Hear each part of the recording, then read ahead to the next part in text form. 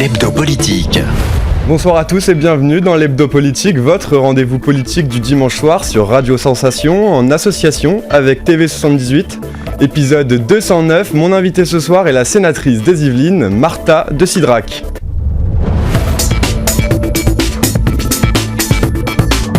L'hebdo politique.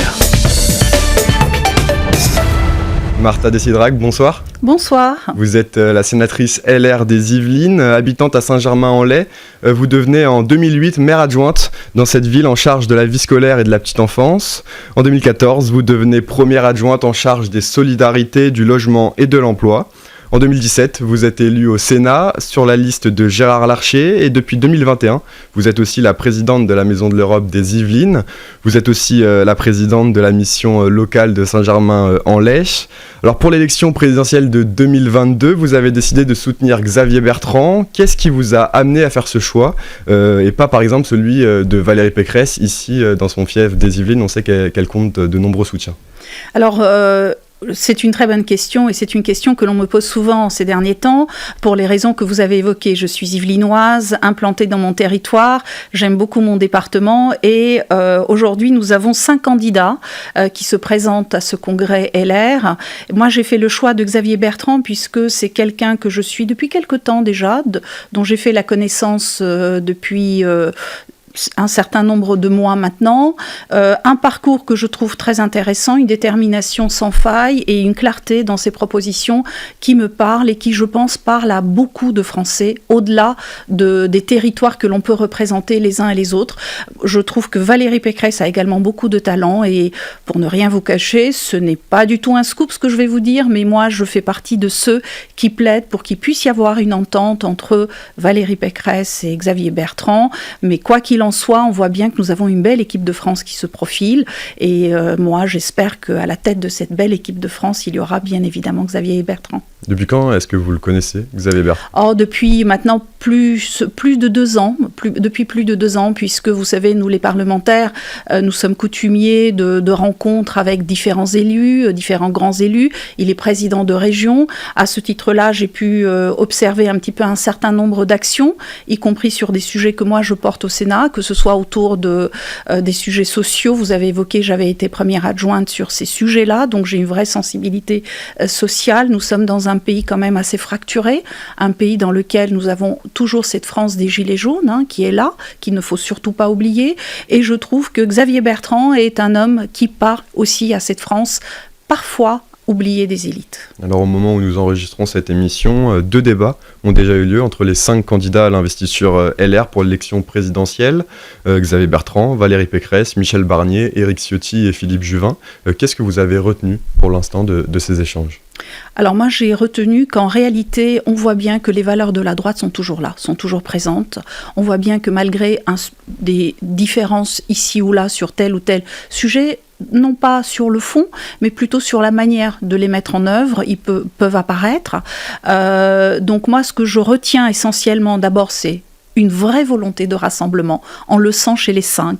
Vous avez pu observer comme moi qu'il n'y a eu aucun moment véritablement d'attaque de l'un d'eux vis-à-vis d'un des autres. Donc ça, c'est quelque chose qui est très fort pour notre famille politique, ce rassemblement que l'on souhaite tous. Deuxième sujet, les valeurs de la droite sont là, sont réelles, avec de vraies propositions de la part des 5 candidats. On peut être plus d'accord avec certaines propositions, s'y retrouver plus dans d'autres, mais le fait est que les 5 candidats que nous avons aujourd'hui en préparation en tant que tels, présentent en fait des valeurs dans lesquelles je pense que la grande famille de la droite peut se retrouver aisément. Xavier Bertrand a pourtant longtemps hésité à participer à ce système de départage. Est-ce qu'il avait vraiment le choix ? Alors en réalité, il n'était pas pour une primaire ouverte. Vous savez, vous avez suivi comme moi ce qui a pu se passer la précédente primaire que nous avons vécue dans la famille de la droite. On s'est déchiré et ce déchirement nous a valu en fait une certaine dispersion et une certaine désaffection de nos militants à un moment donné, car incompréhension. Donc c'était plutôt ça qu'il ne souhaitait pas, et c'était contre cela c'était dans ce type de primaire qu'il ne souhaitait pas faire être candidat. En revanche, dès lors que les militants ont choisi le Congrès, il n'y avait plus aucun obstacle à ce que, bien évidemment, ça a toujours été un homme de droite, c'est quelqu'un qui a effectivement quitté le parti à un moment donné, mais qui n'a jamais fait un parti à lui. Il y a la Manufacture, évidemment, tout le monde connaît la Manufacture, mais qui est plus qui n'est pas un parti politique en tant que tel. Donc il n'a jamais renié ses valeurs de droite, ça reste un homme de droite, c'est du centre, bien évidemment. Mais je crois qu'aujourd'hui, en tout cas, moi je fais partie de ceux qui se réjouissent de le voir revenir au sein des LR.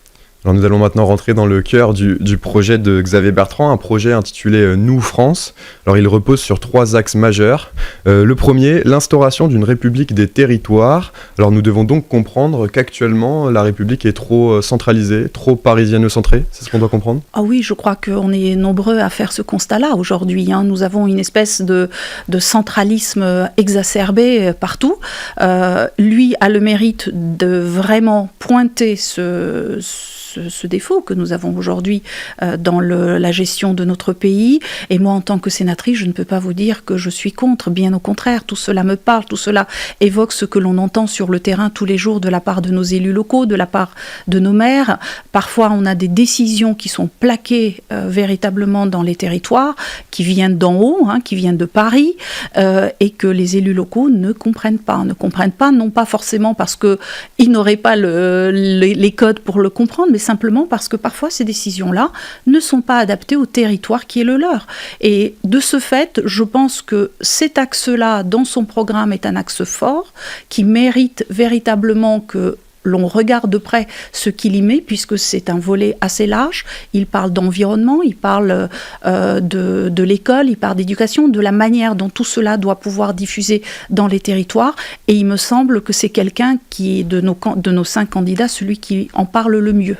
Alors, il souhaite mettre en œuvre notamment la réforme du conseiller territorial. Alors cette réforme avait été votée en 2010 sous le quinquennat de Nicolas Sarkozy, mais elle n'avait jamais été appliquée après l'arrivée au pouvoir de François Hollande. Alors l'idée, c'est que les conseillers départementaux se retrouvent aussi au conseil régional. Alors cela engendrerait, selon vous, plus de cohérence dans les décisions qui sont prises ? Et plus de compréhension. En fait, justement, ça va aussi dans le sens de la décentralisation, puisque, vous voyez, ça créerait des élus, en fait, qui seraient à une strate beaucoup plus proche du terrain et beaucoup plus au fait des réalités des terrains et des spécificités de chaque territoire. Est-ce que cette réforme vous permettrait aussi de faire des économies ? Oui, vraisemblablement, bien évidemment, puisque l'idée, en réalité, c'est lorsque nous fusionnons d'une certaine manière ces conseillers, c'est qu'à un moment donné, en termes de nombre, ces mathématiques, ils seront évidemment moins nombreux, et de ce fait, une certaine économie est évidemment attendue de ce fait. Alors Xavier Bertrand souhaite faire sauter le verrou centralisateur parisien. Beaucoup de maires l'ont réclamé lors du 103e congrès de l'Association des maires de France. Aujourd'hui, il faut faire plus confiance aux maires, leur donner plus de compétences aux mairies, aux collectivités locales, aux territoires plus globalement, donner plus de compétences. Alors moi, je dis plus de compétences signifie aussi plus de responsabilités, signifie aussi avec quels moyens. Donc il ne faut pas déconnecter tous ces points qui vont ensemble. Donc oui, je pense qu'un maire, et c'est ma conviction intime, est celui qui est le plus à même de savoir ce qui se passe chez lui, ce qui se passe dans sa proximité immédiate, et donc il peut être le plus à même de répondre à un certain nombre de demandes. On l'a vu même dans le cadre de la pandémie, la crise sanitaire, qui était en fait un phénomène mondial. On a bien vu qu'en France, en réalité, ceux qui étaient précisément à la manœuvre sur le pont 24 heures sur 24, avant tout, c'était les maires. Mais en revanche, au niveau, rappelez-vous, le Sénat s'était battu pour cela. Au niveau responsabilité, il faut que les maires et les élus locaux soient parfaitement au fait qu'une compétence est liée souvent à une certaine responsabilité. Il faut que nous soyons là pour pouvoir porter aussi cette voie-là. Et lorsqu'on dit compétences et responsabilités, il faut aussi leur donner les moyens d'exercer précisément toutes ces compétences le mieux possible au service de nos administrés. Donc oui, moi je pense que c'est une bonne chose, ça va dans le bon sens, évidemment, et je trouve que Xavier Bertrand a raison de proposer, en tout cas d'affirmer cela, mais évidemment, cela suppose, comme je vous le disais, que nous soyons vigilants en matière de responsabilité et en matière de moyens, les moyens que nous donnons à nos communes et donc aux élus locaux. Alors il y a un autre thème sur lequel le président des Hauts-de-France est particulièrement investi, c'est l'énergie. Oui. Il souhaite arrêter totalement le développement des énergies éoliennes. Alors pourtant c'est une énergie renouvelable, il ne faudrait pas continuer à la développer ? Alors vous savez, aujourd'hui, on sort de la COP26 qui s'est tenue il n'y a pas si longtemps que ça, malheureusement avec une certaine déception de la part d'un certain nombre d'observateurs et de partenaires impliqués dans cette COP26. Et on observe qu'aujourd'hui, notre combat, c'est contre les gaz à émissions, les GES, comme on dit. Et nous avons aussi en France une énergie nucléaire qui est décarbonée, qui nous permet d'avoir une certaine autonomie, une certaine souveraineté sur notre énergie. Il ne faut surtout pas la fragiliser telle que cela a pris le chemin. Moi, je suis assez content des dernières déclarations du président de la République, mais qui en réalité ne font que confirmer ce que Xavier Bertrand dit depuis des mois et des semaines. Et donc, pour revenir à votre question sur les éoliennes, il ne faut pas mettre en contradiction, et en opposition les différentes énergies. Dans notre mix énergétique, nous avons besoin de toutes ces énergies-là. En revanche, sur les éoliennes, je crois qu'il a tout à fait raison d'être aussi affirmatif et de dire qu'il ne faut pas que nous les déployions aujourd'hui de manière inconsidérée, pour une raison toute simple. Moi, je suis présidente du groupe Économie circulaire au Sénat et je travaille justement sur ce sujet-là. Et vous savez que le temps de vie des éoliennes, c'est 20-30 ans en moyenne. Et là, nous sommes dans un cycle, en réalité, où les premières éoliennes commencent à être en fin de vie. Et donc, on se repose la question de quelle manière on continue à investir dans les éoliennes ou pas. En revanche, lorsqu'on est en fin de vie d'un outil, il faut se poser la question, est-il réemployable, recyclable ? Comment est-ce qu'il impacte l'environnement fortement ? Et c'est là où on se rend compte qu'en réalité, l'éolienne est encore un outil, encore une énergie renouvelable qui mérite qu'on s'y intéresse d'un point de vue cycle de vie, d'un point de vue impact environnemental global. C'est ce que je fais aujourd'hui au Sénat, et c'est pour ça, sans vouloir opposer aucune énergie vis-à-vis d'une autre, il est fondamental et véritablement nécessaire de connaître quel est l'impact global environnementale des énergies renouvelables et spécifiquement des éoliennes, puisque vous savez que les éoliennes ont aussi des impacts sur nos défenses.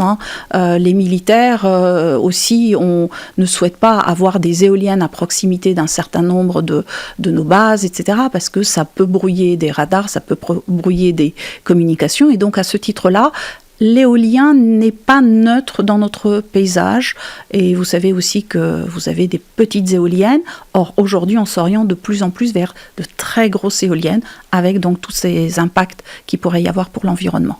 Pour rebondir sur le nucléaire maintenant, Xavier Bertrand avait annoncé, notamment lors d'un des débats, que l'une de ses premières mesures serait d'appeler le patron d'EDF pour construire 10 nouveaux réacteurs nucléaires supplémentaires. Emmanuel Macron a annoncé la même chose le mardi 9 novembre, sans préciser le nombre exact de nouveaux réacteurs. Est-ce que le président de la République vous a surpris ? Finalement, c'était pas vraiment dans la logique du quinquennat. Non, moi je me suis dit, ce qu'il a écouté les débats, il a écouté ce que nos candidats de la droite proposent, et donc il s'en inspire. Bon, après, chacun interprétera cela comme il le souhaitera. Sur le fond de la question, pour être sérieuse, dans ma réponse, je dirais que c'est une bonne chose. Moi, personnellement, je crois que, comme j'ai pu vous le dire, le nucléaire aujourd'hui en France, on ne peut pas s'en passer. Et quand je dis en France, pas qu'en France. Nous pouvons aussi envisager, il faut qu'on le fasse, c'est des choses que des pays nous demandent, l'exporter. On a un savoir-faire qu'il ne faut surtout pas perdre. Il y va de notre innovation, de notre recherche en fusion et en fission, puisque le nucléaire aujourd'hui c'est de la fission, mais vous savez que nous avons aussi le projet ITER qui est en France aujourd'hui. 34 États sont concernés de fusion en fait de l'atome. Et je crois que tout cela va dans le bon sens pour cette énergie de demain. Et donc, moi, je plaide pour que notre mix énergétique ne se passe pas du nucléaire, au contraire. Deuxième axe majeur du programme de Xavier Bertrand, il plaide pour une société du travail. Il veut que chaque salarié touche au moins 1 500 € par mois. C'est l'État qui mettra la main à la poche pour compléter le salaire des Français qui touchent moins de 2 000 € par mois. Alors la mesure est estimée à 5 milliards d'euros par Xavier Bertrand. Certains disent que c'est démagogique, d'autres que ça existe déjà, que ça s'appelle la prime d'activité. Qu'est-ce que vous leur répondez ? Alors moi, je trouve que la mesure qu'il propose est tout à fait intéressante. Et puis, en sémantique, c'est important aussi. Appeler ça prime du travail, c'est bien. Parce que c'est vraiment dans la volonté que le travail soit le plus rémunérateur possible et que sans opposer cela aux allocations ou aux aides que l'on peut avoir par ailleurs, mais que ce soit avant tout le premier vecteur pour nos ménages en fait, et pour la classe moyenne en France. Donc moi je trouve que c'est une bonne mesure, c'est une mesure sociale mais aussi économique, puisque dès lors que l'on donne un peu plus de pouvoir d'achat aux Français, il est évident que cela va avoir une incidence aussi sur l'économie, sur la consommation, sur le pouvoir d'achat. Donc tout cela est en corrélation, en cohérence par rapport donc à son programme dans lequel, comme on l'a évoqué déjà dans nos propos liminaires, on voit bien la fibre sociale du candidat Bertrand. Alors avant l'été 2022, Xavier Bertrand veut organiser une grande conférence sociale sur le niveau des salaires. Alors, à quoi servirait-elle concrètement, cette conférence ? Je pense qu'aujourd'hui, le travail en France est très taxé. En fait, donc il faut qu'on libère un tout petit peu ce pouvoir de production, ce pouvoir aussi des rémunérations, comme on vient d'en parler.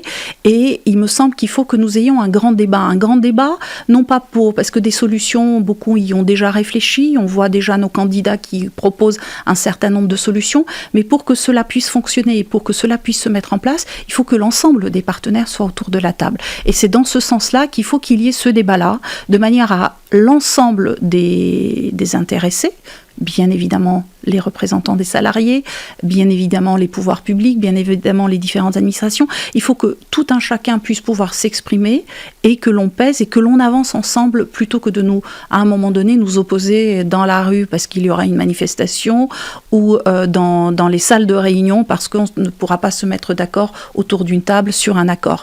Donc c'est dans ce sens-là, en fait, c'est véritablement une forme de concertation, une forme d'association de l'ensemble des parties prenantes sur ces thématiques. Alors sur les heures supplémentaires, maintenant, au-delà de 35 heures, il souhaite qu'elles soient sans impôt ni charge. C'est le retour du célèbre « travailler plus pour gagner plus ». Cher à la droite. On peut l'appeler comme ça, mais le fait est que oui, les 35 heures, quand même, tout le monde est d'accord pour dire, nous ont plombé aujourd'hui, donc c'est une réalité.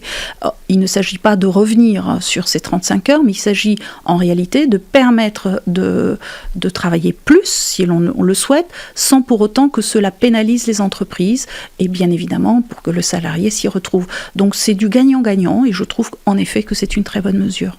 Enfin, sur la réforme des retraites, Xavier Bertrand propose d'allonger progressivement l'âge du départ à la retraite d'un trimestre supplémentaire par an pour atteindre 64 ans en 2030.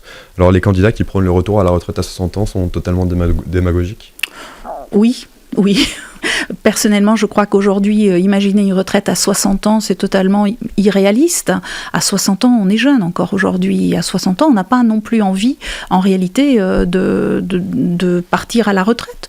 On est dans la force de l'âge de nos jours. Donc je crois que c'est totalement irréaliste. Et je pense, alors évidemment, il y a le volet pénibilité, qu'il aborde d'ailleurs dans son programme. Mais, voyez, moi j'ai 57 ans aujourd'hui. Quand on me dit que dans 3 ans potentiellement, par rapport à certaines propositions de candidats, moi ça me paraît totalement surréaliste. Et en France d'ailleurs, on a un petit peu ce défaut, c'est que au-delà d'un certain âge, on considère que c'est une force dont on n'a plus besoin. Or les seniors, et on le voit bien, si on fait un parangonnage dans certains pays d'Europe, on voit bien qu'il y a une véritable corrélation entre l'emploi des jeunes et l'emploi des seniors. Plus vous avez des seniors en activité et plus le chômage des jeunes est faible. Et c'est une réalité que en France, on n'a pas encore vraiment perçue et sur laquelle il est nécessaire de s'y atteler. Alors, dernier axe majeur du candidat Bertrand, le retour de l'autorité de l'État. Sur les prisons, d'abord, le président des Hauts-de-France propose la création de 20 000 places supplémentaires. Emmanuel Macron avait déjà promis la création de 15 000 places qui doivent s'étaler entre 2017 et 2027. 7 000 auront été créées en 2022. La construction des 8 000 autres places est prévue lors du prochain quinquennat. Xavier Bertrand donc, veut accélérer avec 20 000 places en 5 ans. On ne peut plus attendre aujourd'hui ? Oui, on ne peut pas attendre, mais surtout, je ne sais pas si Xavier Bertrand veut accélérer. Simplement, ce que je constate, moi, c'est que le président de la République n'a pas tenu sa promesse. une autre promesse non tenue. Donc je crois qu'à un moment donné, on ne peut pas indéfiniment faire confiance à quelqu'un qui nous a promis un certain nombre de mesures, de réformes qui n'ont pas été au rendez-vous, pour qu'aujourd'hui, on ne regarde pas avec attention les propositions qui sont faites par Xavier Bertrand. Et je trouve que sa proposition est bonne, sa proposition est ambitieuse, et il faudra s'y atteler, oui, maintenant, tout de suite, parce que ça demande un petit peu de temps pour créer des places de prison. Donc si on ne le fait pas dès le début d'un mandat, enfin d'un quinquennat, il est évident qu'on ne pourra pas tenir cette promesse à la fin du quinquennat. C'est une mesure qui revient beaucoup à droite et Xavier Bertrand la propose également. Il faut, donc selon plusieurs candidats, exclure systématiquement les étrangers une fois qu'ils ont purgé les peines de prison. C'est indispensable aujourd'hui ? Oui, moi je crois qu'aujourd'hui nous avons différents sujets autour de cela, c'est-à-dire que nous avons à la fois une immigration illégale sur laquelle il fait des propositions très claires, et je pense que lorsqu'un étranger effectivement a purgé sa peine, il n'a plus sa place sur notre territoire, et cela me semble assez légitime et même réaliste et juste que cette personne-là soit renvoyée dans son pays. Encore faut-il que nous, France, nous soyons suffisamment forts dans notre expression et que nous puissions nouer un véritable discours et avec nos interlocuteurs des pays pourvoyeurs d'immigration. Je crois que ça, c'est quelque chose qui a été aussi une faiblesse de ce mandat de M. Macron, c'est qu'à aucun moment nous n'avons eu véritablement la position claire de la France vis-à-vis d'un certain nombre de pays pourvoyeurs de personnes immigrées en fait ici chez nous. Alors sur cette question justement de l'immigration, Xavier Bertrand souhaite que l'Assemblée nationale établisse des quotas chaque année. En fonction de quels critères seront-ils fixés, ces quotas ? Il faut y travailler ensemble. Là aussi, ce sera un sujet éminemment important puisqu'il y a un facteur humain qui est important aussi. Donc c'est un sujet dont il faut se saisir et qu'il faudra gérer évidemment et sur lequel vous aurez dans les mois à venir, en espérant que ce soit évidemment Xavier Bertrand qui soit le candidat de la droite, des propositions très claires. Le 4 décembre. Oui. Il veut revoir aussi notre système de frontières. Il propose une politique de triple frontière. Alors aujourd'hui, nos frontières ont trop de lacunes, c'est le constat ?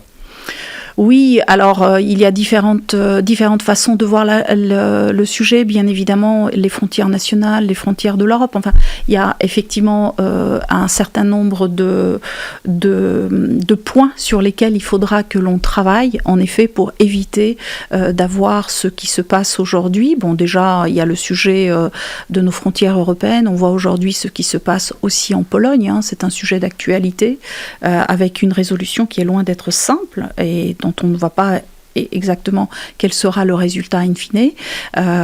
Donc très clairement, oui, c'est le sujet de la frontière, simple, double, triple, est un vrai sujet sur lequel il faudra que l'on se penche très sérieusement, quel que soit le président futur de notre pays, et j'espère que ce sera Xavier Bertrand. Alors vous êtes aussi la secrétaire de la Commission des Affaires européennes du Sénat. L'actualité européenne est marquée par la crise migratoire qui se joue à la frontière entre la Pologne et la Biélorussie. Cela vous confirme qu'il faut donner plus de moyens et soutenir encore plus Frontex ? Alors oui, Frontex, mais je nuancerai mes propos. Bien sûr, Frontex est un outil très important de l'Union européenne, mais vous voyez bien qu'aujourd'hui, la Pologne, qui est un membre de l'Union européenne, pour l'instant, préfère gérer toute seule. Au moment où nous discutons, tout ça peut évoluer, bien évidemment, pour pouvoir garder toujours son discours qui a été le sien depuis le début de la crise. Elle est chez elle, elle fait ce qu'elle veut, et donc elle veut gérer elle-même ses propres frontières. Sa crainte, et c'est la raison pour laquelle il va y avoir peut-être des débats et des réflexions autour de Frontex, parce que Frontex englobe un certain nombre de partenaires, un certain nombre d'entités en son sein qui peuvent à un moment donné laisser croire à certains États de l'Union européenne, comme aujourd'hui la Pologne, qu'ils pourraient perdre un petit peu ce qu'ils appellent eux leur souveraineté de gestion de leurs frontières. Donc oui, Frontex bien sûr, mais ce n'est pas qu'une question de moyens, c'est une question aussi de structure de nos institutions européennes. Et moi je regrette infiniment que la présidence de l'Union européenne, la présidence française qui va démarrer au 1er janvier, se télescope avec nos élections ici en France, parce que je ne vois pas comment nous allons pouvoir porter cette voix de la France sur des sujets comme celui qu'on vient d'évoquer, très important, oui, parce qu'on sera, nous, totalement phagocytés par nos élections en interne. Et donc, je trouve que le président Macron aurait dû accepter la proposition qui lui avait été faite, c'est-à-dire de reporter à une autre date la présidence de l'Union européenne pour la France, de manière à ce que cette présidence-là, 6 mois, ce n'est pas rien, puisse être réellement effective pour la France, mais aussi pour l'Union européenne dans son ensemble. Alors, la Pologne va construire un mur, pour en revenir à la situation polonaise, d'un montant de 353 millions d'euros pour protéger sa frontière. La présidente de la Commission, Ursula von der Leyen, elle s'opposait à la construction de ce mur. Charles Michel, le président du Conseil européen, lui, était plutôt favorable. Alors, selon vous, l'Union européenne doit-elle aider à la construction de ce mur en Pologne ? À titre très personnel, là je ne parle pas en tant que membre de la Commission des Affaires européennes, à titre très personnel, je pense que ce serait un très mauvais signal que nous enverrons à construire un tel mur sur le continent européen. Sur la jeunesse, enfin, pour finir cette émission, la majorité présidentielle a lancé ce qu'elle appelle le contrat d'engagement jeune pour les moins de 26 ans, sans formation ni emploi depuis plusieurs mois. Ils pourront prétendre désormais à une allocation pouvant aller jusqu'à 500 € par mois en échange d'un programme d'accompagnement de 15 heures à 20 heures par semaine minimum. Une mesure donc qui vise à aider les jeunes les plus touchés par la sortie de la crise sanitaire. Alors vous, en tant que présidente d'une mission locale, est-ce que déjà vous avez compris un peu les moyens d'accompagnement de ce contrat, et qu'est-ce que vous en pensez ?